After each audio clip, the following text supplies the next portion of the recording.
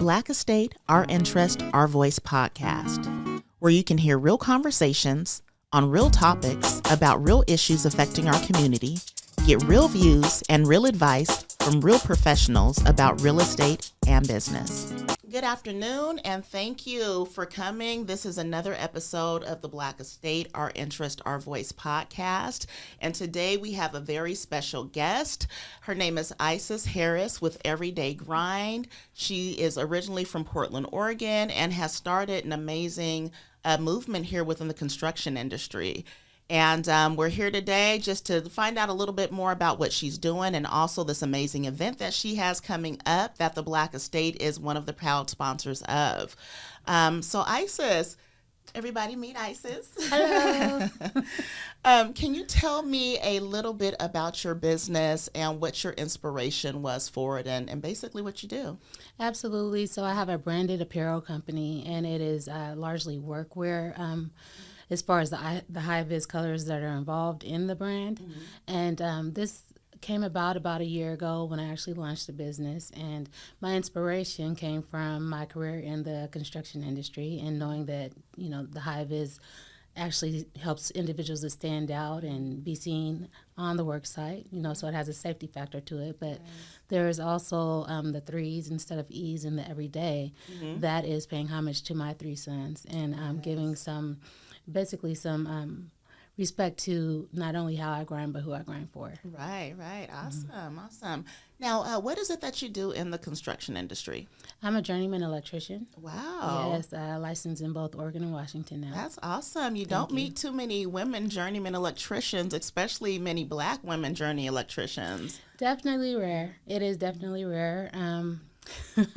I tend to call myself a Black unicorn because of it, just because of the fact that I rarely see them unless I'm in, you know, a conference in other cities, things of that nature. Definitely. And so what got you into that field? What made you say, I want to be an electrician? I actually went through the Constructing Hope program, which is a pre-apprenticeship program here in Northeast Portland. Mm-hmm. And while I was in the program, we went through a series of different field trips to different training centers, different union halls. And once we went to the NIETC center, they had the wire light. And the wire light is when you wire up a simple circuit and then the light comes on. And so when the light came on, after I wired up my circuit, it just came on for me. And that's what really resonated with me as far as my career path. Nice. Were there other women that were going through the program at the same time as you, or you one of the very few? There were other women going through the pre-apprenticeship program, but when I got into the Inside program, I was one of two, I believe, that finished in my class. Okay, nice. I've been meaning to go by there and speak with Constructing Hope. I've seen what they were doing, and I love what they're doing for the community. And can you tell me a little bit about what they do, actually? They're an awesome program. For one, they do intentional recruitment to their program from minority groups, primarily the African-American community, those that have been previously incarcerated, low-income individuals, veterans, and just basically the marginalized, disadvantaged communities to ensure that they have a stronghold within the construction industry as far as getting the education and the certifications that they need in order to get into apprenticeship programs. Nice.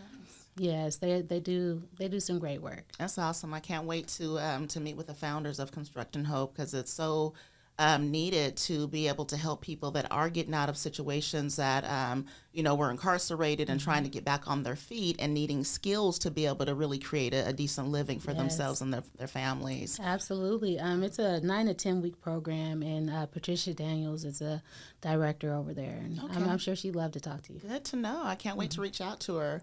So how long have you been how long have you been a certified journeyman, and how long has this been your journey?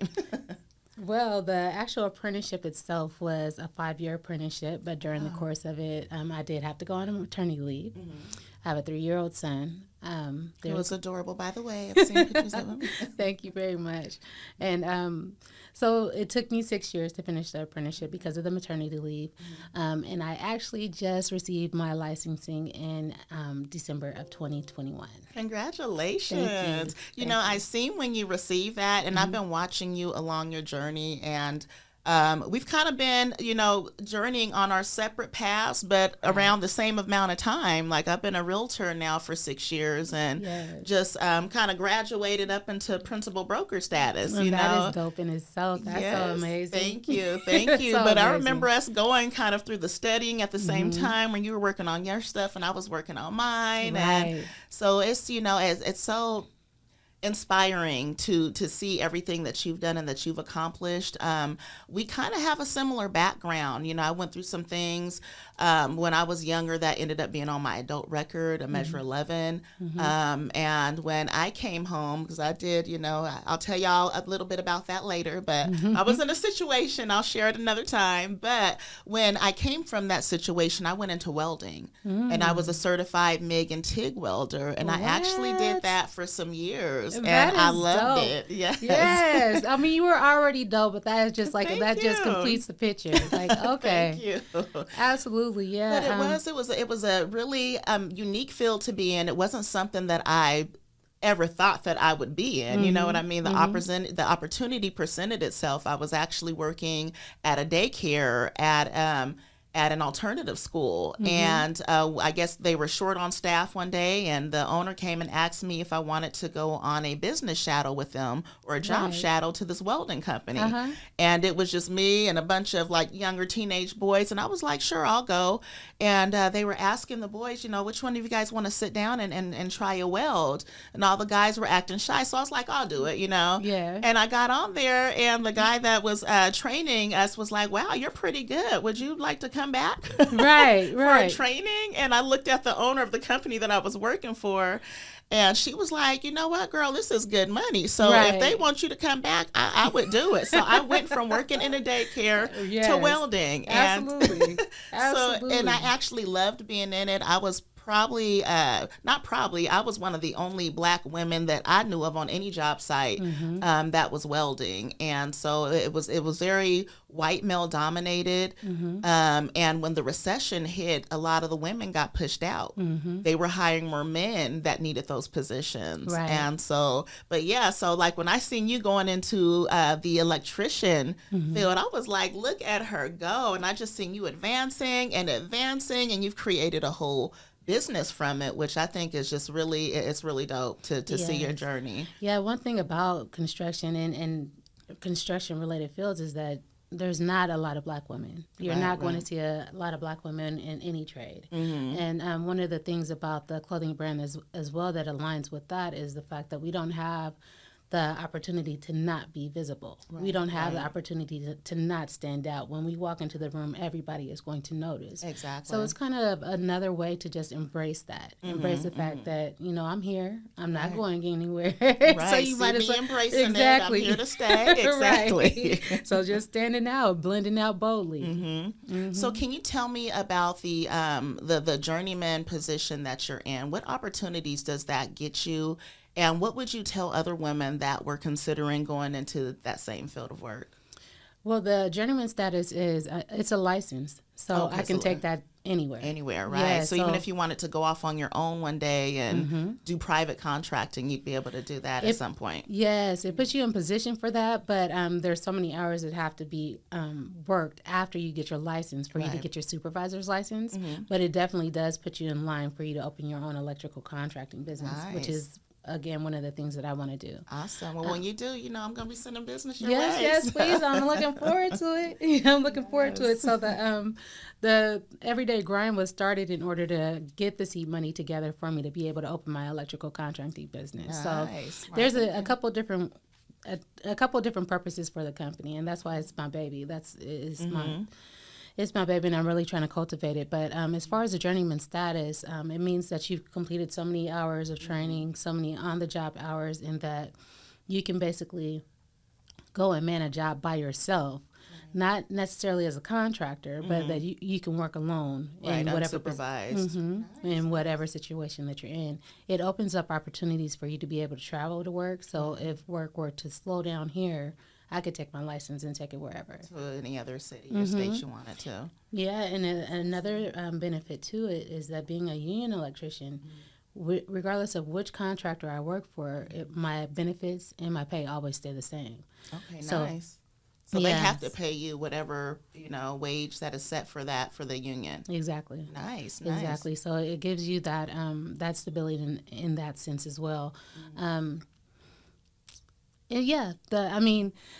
being an electrician is great, period. But being a union electrician has a few more benefits than being a non-union electrician, only because of the fact that that contract, it gives us more versatility in where we choose to work, how we choose to work, and who we work for. Right. And are you doing mainly commercial right now? Yes, I'm a commercial industrial electrician, so I primarily work on new construction, a lot of warehouse distribution centers. I'm currently at a data center. Okay, nice. So those are like the big jobs when you're working in those commercial businesses. And have you ever been in a position to where you're up somewhere really high or just in an uncomfortable? Because I know electric work is all in the ceilings and all in the walls. Like absolutely, I've crawled through attics in residential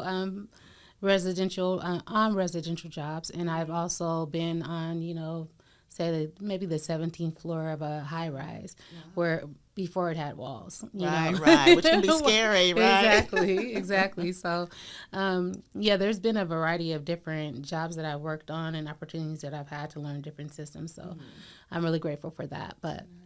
And is it taxing on your body? It absolutely is. So how do you how do you manage that? What do you do in your downtime to kind of keep that balance and to make sure that you continue to be strong enough, you know what I mean, and limber enough, I guess, to be able to get in those spaces and do that job? Well, one thing, if you're working every day, then you're doing it every day. So that's one thing about it. But also self-care is very important. Right. Just when you feel that you've pushed your body to a point where you need to just be still, or do some therapeutic baths or massage, chiropractic services, do it. I don't myself, I don't play with myself like that. I don't play with myself to where it's like I'm hurting, but I'm just going to keep pushing through and going to work and doing these tough tasks anyway, because you only get one back and one neck, and only get one body. You got to take care of it. Once you wear those knees out, they're gone. So my whole thing is when my body tells me that it needs a break, I take a break. Right. And I think that that's very important. I think that especially if you're going to be doing this long term, you want to make sure that your body withstands the Absolutely. Your body and your mind. Right. Definitely. Because it can be very mentally taxing as well. That's one of the reasons I actually quit welding, and I actually enjoyed welding, but it was a very dangerous job. Some of the materials we would weld on were hazardous.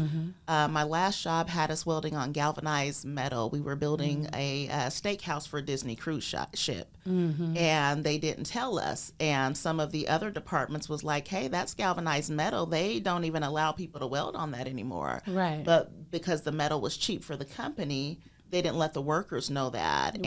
And it started making some people sick. And when I seen it, I was like, you know what, I'm done. Yes. If this is something that's going to put my mental health, because welding on aluminums, they say it causes early onset Alzheimer's. Yes. And those are not they don't let you know about those risks when you go into that type of field. So there's a lot of research that you have to find out about yourself, or that you have to find out to make sure you're staying safe. So you're doing everything, right, making sure you're taking care of yourself, because I remember seeing people that are in the construction field or the welding field that are like hunched over because they're always bent over doing stuff, and it's really taxing. Right. One of the things that I would tell women that are looking to get into the field is that making sure that they are physically capable to do the job, because sometimes there might be an underestimation of how taxing it can be.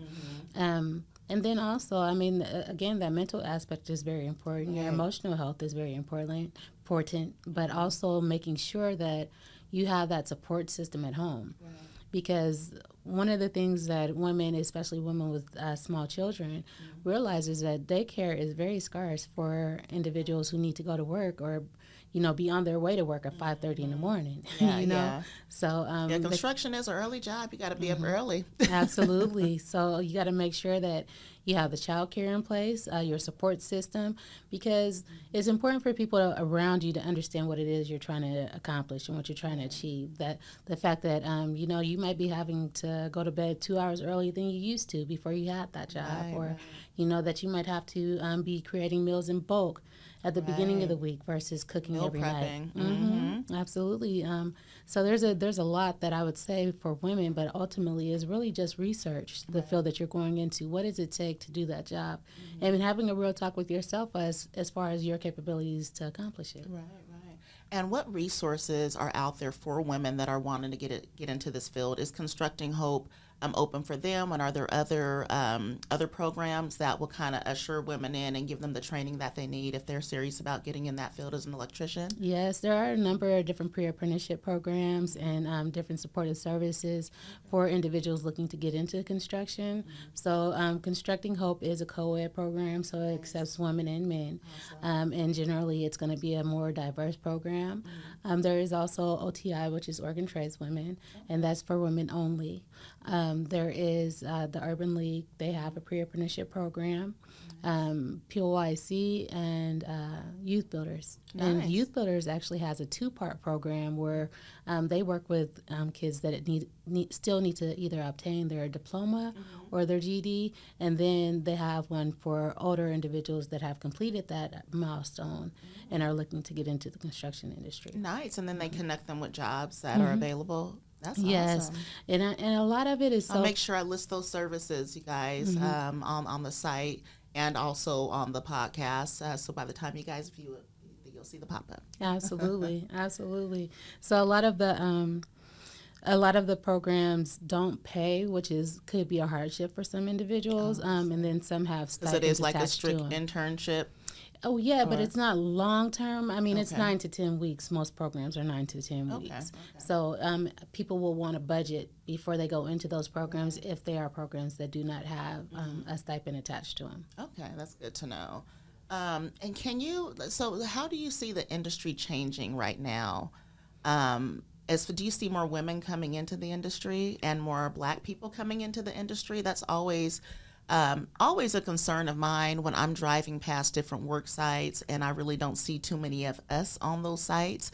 Usually see us flagging or, anything but actually working with the tools. And it's been a huge issue for me, which is why I do have the Black Estate magazine, so that I can start really kind of even putting pressure on some of these larger companies and even some of these builders to get more people of color on those sites, because you just don't see it. And so do you see that changing? Do you see more people of color coming into these fields now, or is it still kind of scarce? I'm just going to give you my Give honest it to me opinion. 100. Yes, please. I That's what believe we're here for. that the term BIPOC has forgot that Black is included. I think that a lot of the diversity that is included or that is mentioned as far as the construction industry is mentioned as far as white women. And so you might see more women on work sites, but you're not seeing more minorities on work sites. You're not seeing more Black people on work sites. A lot that I see changing with the construction industry is that there's a lot of talk of diversity initiatives, but there's not a lot of weight being put behind them as far as like actual grassroots efforts to intentionally recruit from these communities. So that's my take on it, and that is largely why I created the Community Pulse series. Nice. Not nice that there's not enough that, but nice that you created the Community Pulse series, because I think that is very important. Like you said, when people think diversity now, or when companies, and I feel like it's a way of them actually skirting around what diversity actually means. Right. The color diversity they see as being a lesbian or a gay man diversity, and they act like that's the same thing as a color diversity. And it's not, but I've noticed that they will hire more lesbians and gays than they will Black people, and they say, well, that's my diversity hire. Well, they don't actually say that that's what it is, but a lot of times they don't say that, but that's what it, Right. I think that a lot of times that there are a lot of exceptions for what is considered diversity, as long as it doesn't pertain to more Black people. Right, and, right. And I, I do see that people can present diversity numbers. They can present their BIPOC numbers. They can present their LGBTQIA numbers. But even when breaking down the actual races that fall under those acronyms, you're not going to see a lot of Black people. And that is why whenever I put BIPOC, I put Black/BIPOC, because it's not that I don't understand that Black is included in the BIPOC acronym, but I feel that they don't. Right, right, definitely. So with that being said, and it's sad that we still, that the industry really still hasn't changed much, when it comes to that aspect of it. How do you think we can get them to make those changes? Like, what do we need to do to start putting the pressure on these companies? Like, Black and BIPOC means actually having, BIPOC means having Black people on site. Like, we want to be visible. There's so many of us that are in these fields, and that are not getting the opportunity to work. And, so is there anything that you can think of that we can do, or who we, like, who needs to put pressure on it? Is it the real estate industry that needs to put pressure on it? Is it the state that needs to put pressure on these companies? Or is it diversity inclusion and sending someone in to let them know what diversity, inclusion means? I think or diversity training, because now they have that at certain work sites and certain jobs where they actually have somebody to come in and say, no, well, this is what it should look like if you're really being diverse. But do you think I think it's a multi-tiered project, actually, approach. I think that in order to add the pressure, we have to remove the excuses. And so in order to remove the excuses, there's things like the Black Estate magazine that are bringing these individuals together. So how can you say that you cannot find them? There's a community post event bringing these individuals together, saying that we want to get into this industry, so how can these programs not find them? So it's being more intentional about individuals in the community that are seeing this gap in what companies and organizations are saying that they want versus what they're actually doing. So if we're filling those gaps and we're essentially doing their work for them, that's removing the excuses. But out. there still takes more pressure from regulatory bodies such as BOLI and things of that nature in order to put pressure on these industries, apprenticeship programs or whatever it may be, to ensure that they are in alignment with what they're supposed to be doing as far as recruitment from disadvantaged communities. Definitely. So it's just, sometimes it's coming from the ground up and meeting them up here, because when I say up here, I don't mean that they're above us. I mean that at the heads of these companies, at the heads of these programs, at the heads of these the leaders in these industries. In order to remove the excuses for them, sometimes it takes more work from our community in order to show that we are actually in position to be in those positions with those companies. Right, definitely.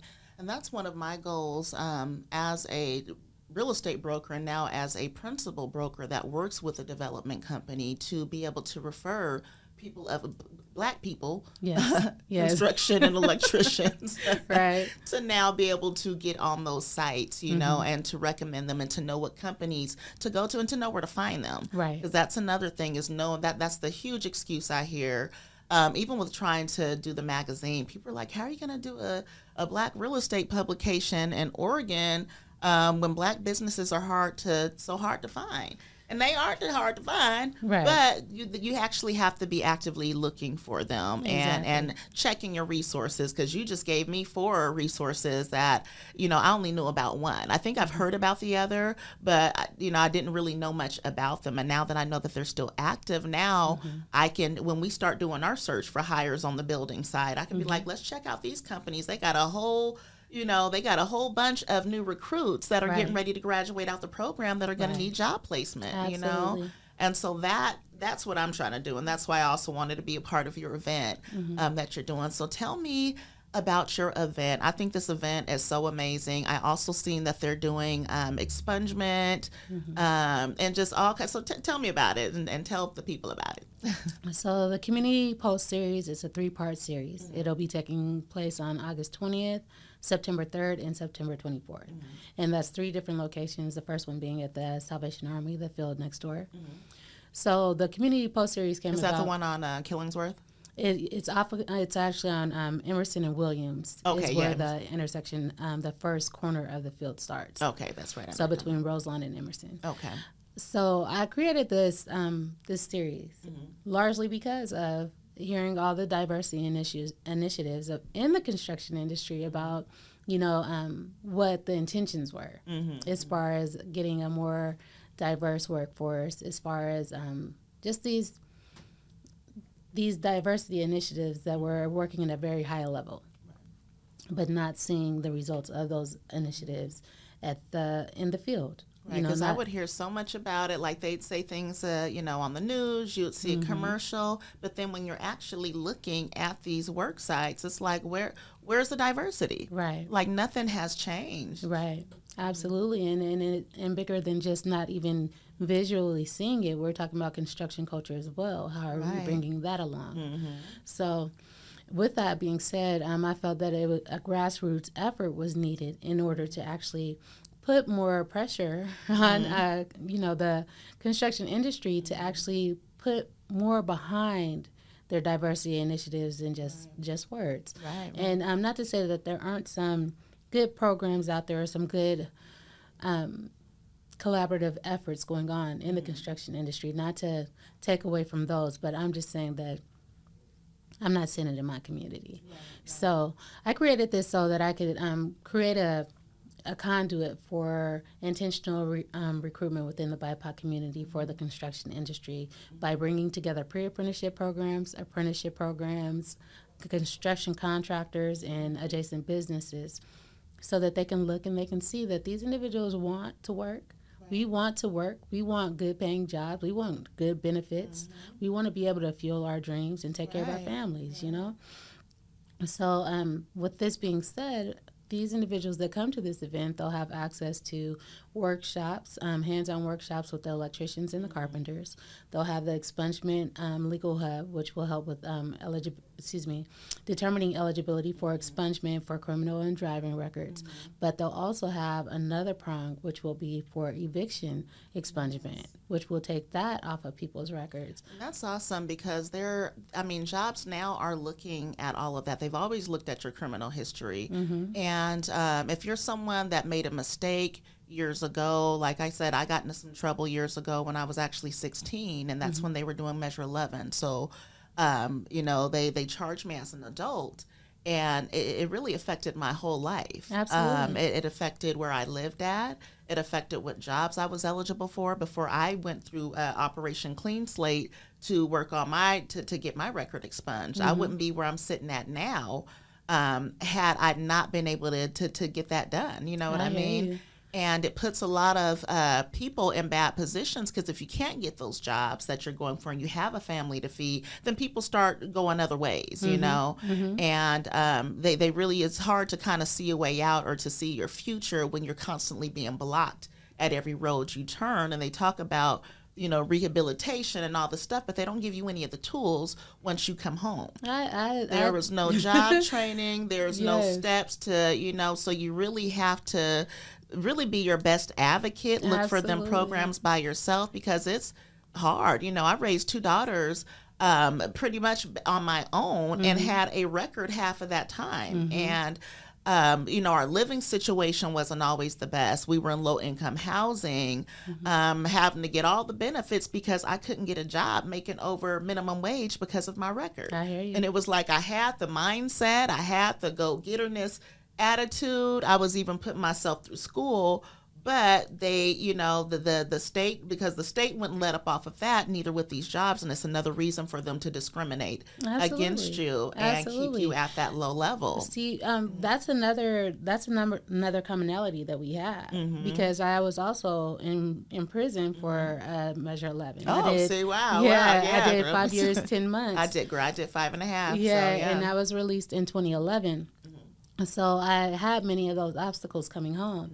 One of the things that did work in my benefit was being, very focused on opportunities that I was going to go after when I came home. Right. So like during the course of me being incarcerated, I got certified as a dispensing optician, and I went through the computer technology program and got those certifications as well. So I came home feeling like I was prepared, but I was not prepared for the obstacles that were put in front of me because of the felony. Right. And so I've actually maneuvered from that position from 2011 of, trying to further my life and get and that's so hard because it's like it gives you, I mean, like when I came home, so I went in when I was 16 and got out a week before my 20th birthday, and had a daughter to take care of, and again couldn't get the jobs that I needed because of that background check.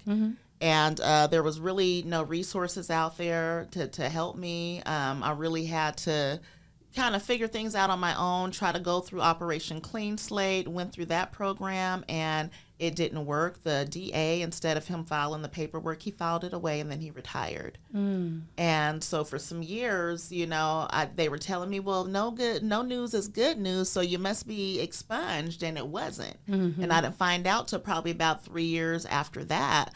But just going through that process and feeling blocked, like you said, you're not prepared for that when you come home.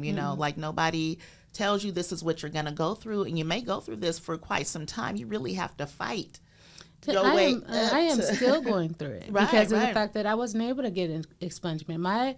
I just got the notification last week that my clemency application is on the governor's desk. So I'm waiting for clemency and hoping that goes through because mine wasn't expungible. Right. So at this point, it's like I am trying to remove not only the excuses for the intentional recruitment, but I'm trying to remove the excuses from the community. Right. Because you cannot say that you don't have these opportunities if they're brought to you. Exactly. And you cannot say that your criminal history is going to prevent you from going after them. Exactly. So these opportunities are for everybody. It doesn't matter what your past is. It doesn't matter about those blemishes. It doesn't matter about whatever misconceptions that you had about the construction industry before you come to this event. Because I'm there to remove all of that. Yes. So that's it's a two-way benefit. I feel like it's a win-win for everyone because it's connecting the Black community to these opportunities where they can actually be in the middle class, working these in these career fields that would give them an opportunity to make middle class money that we've been blocked from historically, for generations. So imagining opening that up for the whole Black community in Portland.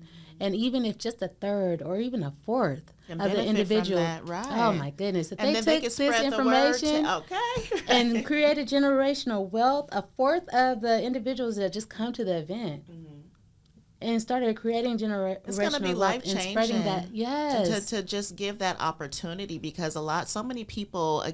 They come out and they hit that roadblock and they stop. Right. They feel like, okay, I can't do it. There's nothing that's going to be open for me. And they go back to doing whatever or settling, settling for anything. Being discouraged is a very real thing. Being discouraged is a very real thing, and it's something that you have to regroup from. You have to build yourself back up. You have to talk yourself back up, and if you... Especially when everybody else around you, they kind of stigmatize you, too, when you have that record. And that's, that adds to that mental blockage and all the negative self-talk that you're probably doing to yourself during that period, just reinforcing it. Yeah. So what you're doing, Isis, I think is absolutely amazing. You're opening the door for people that, and I could almost get emotional right now, but you're opening the door for people that are coming out of kind of a hopeless situation. You know what I mean? And I know because I've been there. Yes. And it feels hopeless when you're coming out of that and you don't really,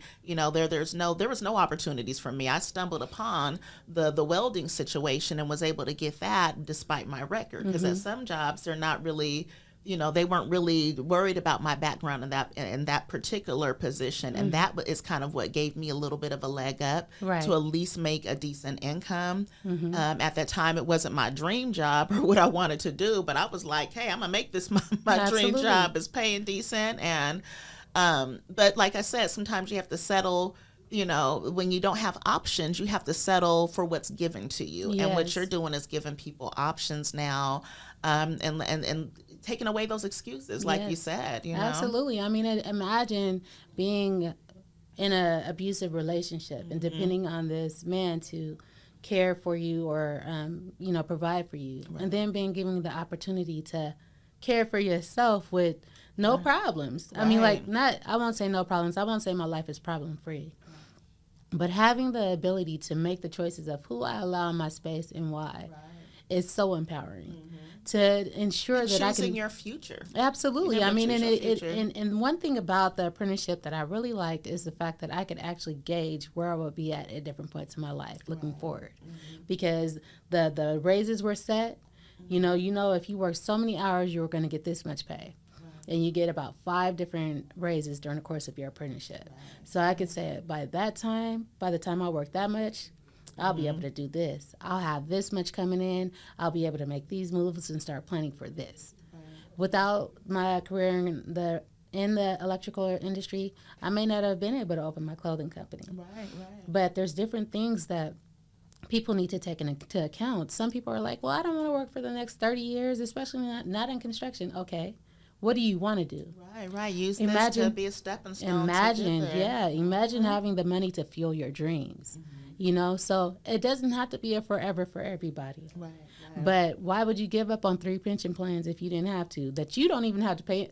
My employer pays into 3 pension plans for me. Wow. Every hour that I work, they pay into my pension plans. Nice. 3 of them. Why would you want to give that up? Okay. Especially if you don't have another avenue that you actually you have a foundation for, you know? So working it until you figure it out. Yeah, and in construction, there are awesome benefits. Like you said, the pension plans. One thing we don't have in the real estate industry is that, well, some companies do have that, but that's something that you really got to create your own, you know? So being able to have those benefits is really everything. People, you guys that are watching, if you guys have wondered how to get in the construction industry, if it's a field that you have been thinking about but don't know how to get started, have not had any opportunities, make sure you come to the Pulse event. I will be posting the information on the page, excuse me, as well as on the in the magazine and also on the site. So you guys make sure you guys come out. It's going to be an amazing event. With lots of opportunities, you know, good place for you guys to network and to talk to some of these companies. Can you tell me about some of the companies that are going to be there? Sure. So BOLI is on board, Bureau of Labor and Industries. They're actually going to be doing a email blast to let apprenticeship programs know about this opportunity so that they can participate as well. City of Portland, the Vibrant Spaces grant was what got this all started. So it had some support from them as well as PBOT. The I-5 Rose Quarter Improvement Project team. Nice. They are behind us. TRC Companies, Prosper Portland. Nice. And I don't want to forget anybody because these sponsors have been so important to this actually getting to this point. Oh, California Closets. Thank you, Darcy. She was my actual first sponsor. Shout out to California Closets. Yes. Yes. Oh, Dovetail. I spoke to Dovetail. They are actually a women's workwear company. Nice. And they are going to be contributing some gift certificates. And they had a monetary donation as well. So they're on board. Nika IBEW. Oh my goodness, if I would have forgotten.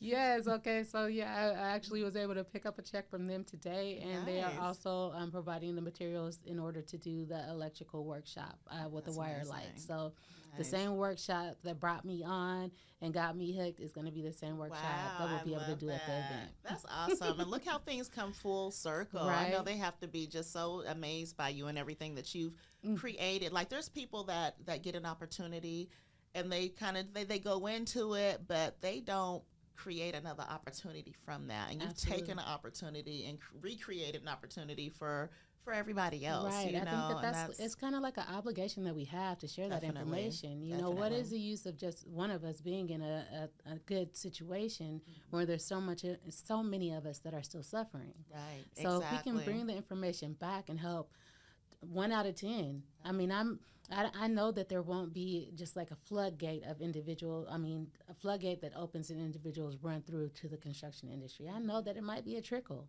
but that trickle is worth it. And that trickle is going to be life-changing for those people that are trickling in, and it's going to change their, their family for hopefully generations to come. Exactly. Yes. Oh, PNCI as well, Okay. Pacific Northwest Carpenters Institute. They'll be doing the Carpenters Workshop where they'll be building a birdhouse with the community. Cute, nice. Yeah, I can't wait for this event. So the Black Estate is also one of the sponsors at this event, and National Realty. So I'm principal broker at National Realty. It's a new real estate company here in Oregon and really nationwide, but we're just kicking things off here in Oregon. So we will be there. It's also national development as well. So I'll be there kind of vouching for both of us, and hopefully we can find some new talent there. That'd be awesome. Now, the other companies, the other sponsors, are they going to be hopefully picking up some of the, some of these new contractors, or not new contractors, but some of the new construction workers? Are they open to taking on people from the internships? There will be individuals that will be there speaking about opportunities with their companies. The pre-apprenticeship programs specifically will be taking information for individuals who want to go into their programs. So You guys hear that? This is a good opportunity. Y'all better get there. Absolutely. There will be apprenticeship programs on site as well. And the IBEW, or the NECA IBEW Electrical Training Center, they actually have applications open all year round now. And they also have a pre-apprenticeship program. Nice, nice. Now, finally, how can the community and other business owners come together to support what you're doing? Community Post Series at gmail.com is the website, or the email address that individuals can contact me at if they're interested in sponsorship. Say that one more time.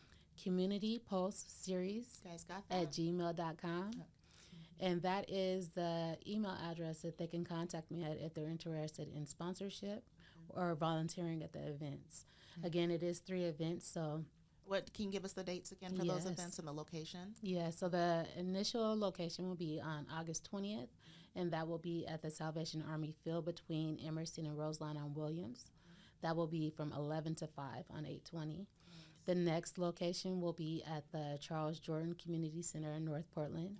That will be from 9 to 2, and there will be a focus on green energy at that event.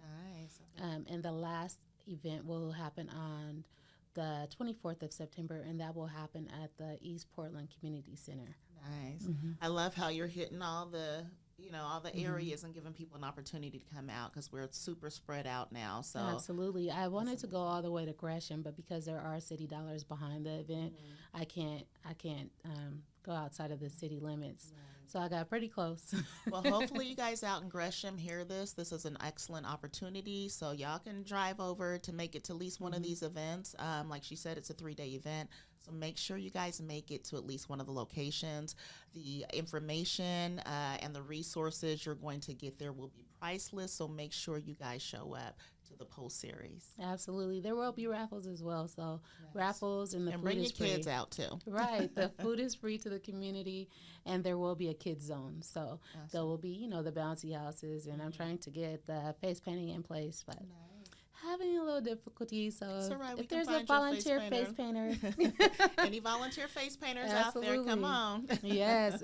Volunteers are greatly welcomed at this point, because this has essentially been something that I created and that I've organized up until this point. So anyone who is looking to support it by just sweat equity, that is awesome. Anybody who's looking to support it via financial support, there's the email address that I gave you, but also if you go to shopeverydaygrind.com, there is an option to purchase a sponsorship on the site. So you can just make a purchase of, say, $25 or $100 and purchase that sponsorship opportunity to help support the event.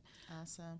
Also, if construction workers out there, if you guys are in need of some gear, some safety gear, she makes amazing, she has an amazing apparel line, Everyday Grind.